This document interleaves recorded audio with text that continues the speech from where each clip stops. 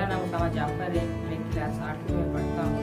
मुझे आज इस मौजूद पर गुफ्तगू करने का मौका मिला है, वो है माँ। माँ की अजमत पर कुछ लिखना समंदर को गोद में बंद करने का मुतरादिफ है।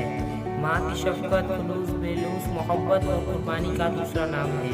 माँ दुनिया का वो प्यारा अल्फाज है जिसे सोचते ही एक मोहब्बत, ठंडक, प्यार और सुकून का एहसास होता है। माँ खुद तो बेशक कांटों पर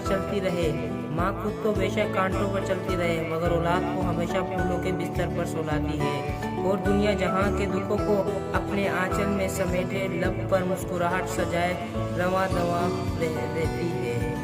इससे ज़्यादा मोहब्बत करने वाली हस्ती दुनिया में पैदा नहीं हुई। आंधी चले या तूफान, इसकी मोहब्बत में कमी नहीं आती।